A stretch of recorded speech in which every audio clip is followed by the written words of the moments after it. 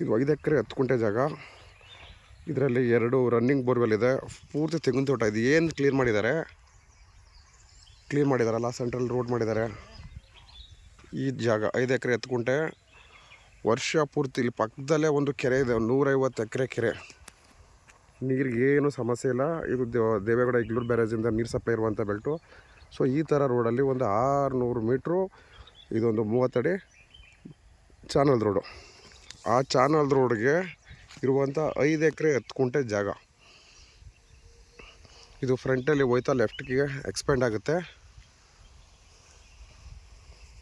ಪೂರ್ತಿ. ಇದರಲ್ಲಿ ನೋಡಿ ಒಂದು 4-5 ವರ್ಷದ್ದು ಈ ಥರದ್ದು ಚಿಕ್ಕ ಗಿಡಗಳು, ತೆಂಗಿನ ಗಿಡಗಳಿದೆ. ಉಳಿಕೆದು ಒಂದು 40ರಿಂದ 60ರಷ್ಟು ಫಲ ಬಿಡ್ತಿರುವಂಥ ಮರಗಳಿದ್ದಾವೆ. ಸೊ ಇವ್ರು ಯಾರೋ ಸೆಲ್ಲರು ಅಳತೆ ಅದ್ಬಸ್ತೆಲ್ಲ ಮಾಡಿಸಿಟ್ಟಿದ್ದಾರೆ. ಇದಕ್ಕೆ ಎಂಟ್ರೆನ್ಸ್ಗೆ ಇಲ್ಲೊಂದು ಸಿಮೆಂಟ್ ಸ್ಲ್ಯಾಬ್ ಹಾಕ್ಕೊಬೇಕು. ಸಿಮೆಂಟ್ ಸ್ಲ್ಯಾಬ್ ಹಾಕ್ಕೊಂಡ್ರೆ ಈಸಿಯಾಗಿ ಹೋಗ್ಬೋದು. ಇವರೆಲ್ಲ ಲ್ಯಾಂಡ್ಸ್ಕೇಪ್ ಮಾಡಿಸಿಟ್ಟಿದ್ದಾರೆ.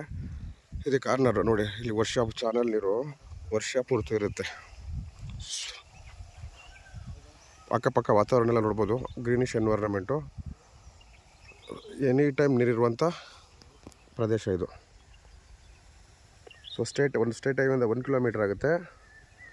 ಇದೊಂದು 600 metre channel road.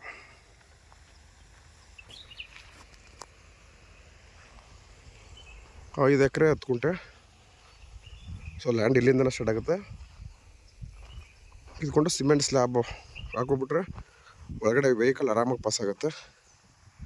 Manager farm land ಮಾಡ್ತೀನಿ ಅನ್ನೋರಿಗೆ, ಅಥವಾ ಲಾರ್ಜ್ ಸ್ಕೇಲಲ್ಲಿ ವ್ಯವಸಾಯ ಮಾಡ್ತೀನಿ ಅನ್ನೋರಿಗೆ ವರ್ಷ ಪೂರ್ತಿ ನೀರಿರುತ್ತೆ. ಒಳ್ಳೆ ಬೆಸ್ಟ್ ರೇಟಲ್ಲಿದೆ. ಇದು ಮದ್ದೂರು ತಾಲೂಕು, ಬೆಂಗಳೂರಿಂದ ಇಲ್ಲಿಗೆ ನಿಮಗೆ 80 ಕಿಲೋಮೀಟ್ರ್ ಆಗುತ್ತೆ ಆನ್ ಮೈಸೂರು ರೋಡು. ಇಲ್ಲಿ ಸ್ಲ್ಯಾಬ್ ಹಾಕೋದ್ರಿಂದ ಹೊರಗಡೆ ಹೋಗೋಕ್ಕಾಗ್ತಿಲ್ಲ, ಕೆಂಪು ಮಣ್ಣು. ನೋಡಿ ಸುತ್ತಲೂ ಎಲ್ಲ ಈ ಥರ ಗ್ರೀನ್ ಎನ್ವೈರನ್ಮೆಂಟ್ ಇದೆ ಅಂದರೆ ಅರ್ಥ ಮಾಡ್ಕೊಳ್ಳಿ, ನೀರಾವರಿ ಇದೆ ಅಂತೇಳಿ. ವರ್ಷದಲ್ಲಿ 3 ಬೆಳೆ ತೆಗಿತಾರೆ ಇಲ್ಲಿ ರೈತರುಗಳು, ಭತ್ತದ ಬೆಳೆ. ನೋಡಿ ಇಲ್ಲೂ ಕೂಡ ಒಂದು ಚಿಕ್ಕದೊಂದು ಚಾನಲ್ಲು.